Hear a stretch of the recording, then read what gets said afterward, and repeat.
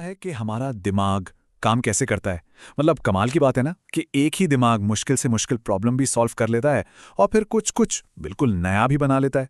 तो आज हम इसी दुनिया में थोड़ा और गहरा उतरने वाले हैं और समझेंगे बुद्धि और रचनात्मकता के पीछे का विज्ञान। तो सबसे पहला और बड़ा सवाल, इंटेलिजेंस या बुद्धि असल में है क्या? ये एक ऐसा सवाल है ना जिसका कोई एक सीधा साधा जवाब है ही नहीं। अलग अलग थिंकर्स ने इसे अलग अलग नजरिए से देखा है। चलिए अल्फ्रेड बिने से शुरू करते हैं। उनके हिसाब से इंटेलिजेंस का मतलब सिर्फ किताबी कीड़ा होना नहीं है। ये है सही फैसले लेने की काबिलियत और जो सबसे जरूरी है, खुद के काम को परखने की क्षमता। मतलब एक तरह की सेल्फ अवेयरनेस, है ना? अब दूसरी तरफ हैं विलियम स्टर्न। उनका मानना था कि इंटेलिजेंस का असली टेस्ट तब होता है जब हम किसी नई सिचुएशन का सामना करते हैं। मतलब ये जो अडैप्टेबिलिटी होती है, नई परिस्थितियों में ढल जाने की जो काबिलियत है, वही तो असली इंटेलिजेंस है। और फिर आते हैं डेविड वेक्सलर, जिन्होंने इन सभी आइडियाज को मिलाकर एक और बड़ा, कह सकते होलिस्टिक नजरिया सामने रखा। उनके लिए इंटेलिजेंस का मतलब है एक मकसद के साथ काम करना, लॉजिकली सोचना और अपने आसपास के माहौल से असरदार तरीके से डील करना। तो ये तो साफ है कि इंटेलिजेंस कोई एक सीधी सी चीज नहीं है, ये बहुत ही कॉम्प्लेक्स कॉन्सेप्ट है। और यही वजह है कि साइकोलॉजिस्ट ने इसे समझने के लिए कई अलग अलग थ्योरीज और मॉडल्स बनाए हैं। तो चलिए अब कुछ ऐसी ही की थ्योरीज पर नजर डालते हैं जिन्होंने इंटेलिजेंस को समझने में हमारी मदद की है।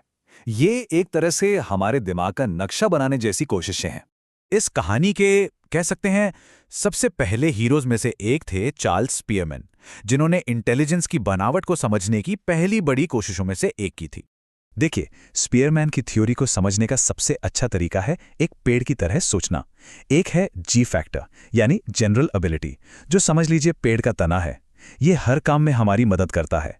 और फिर है एस फैक्टर, यानी स्पेसिफिक एबिलिटीज, जो शाखाओं की तरह हैं, जैसे म्यूजिक, मैथ्स या स्पोर्ट्स के लिए खास टैलेंट। तो ये जो मॉडल है ये दिखाता है कि कैसे एक सेंट्रल जी फैक्टर, मतलब ये जो तना है, हमारी अलग अलग काबिलियतों पर असर डालता है। कभी ध्यान दिया है कि कुछ लोग लगभग हर चीज में अच्छे होते हैं? स्पीयरमैन के मुताबिक हो सकता है कि उनका जी फैक्टर बहुत स्ट्रांग हो। लेकिन कहानी में एक ट्विस्ट है।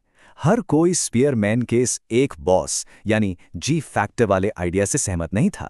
थर्स्टन ने इस विचार को चैलेंज किया कि इंटेलिजेंस का सिर्फ एक सेंटर होता है। थर्स्टन का कहना था कि नहीं, इंटेलिजेंस एक चीज नहीं बल्कि 7 अलग अलग प्राइमरी मेंटल एबिलिटीज का एक पूरा ग्रुप है। जैसे शाब्दिक कारक, मतलब शब्दों की समझ, या स्थानिक कारक, मतलब अपने दिमाग में 3D चीजों की कल्पना करना, जैसे कोई आर्किटेक्ट करता है।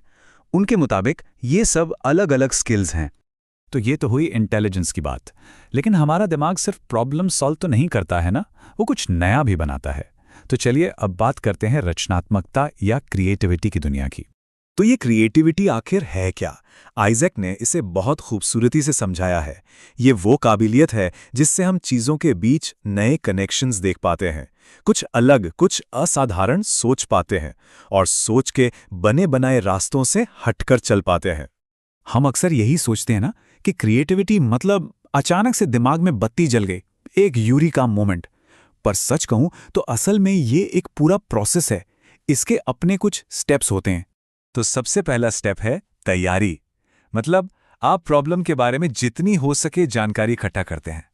फिर आता है उद्भवन या इंक्यूबेशन।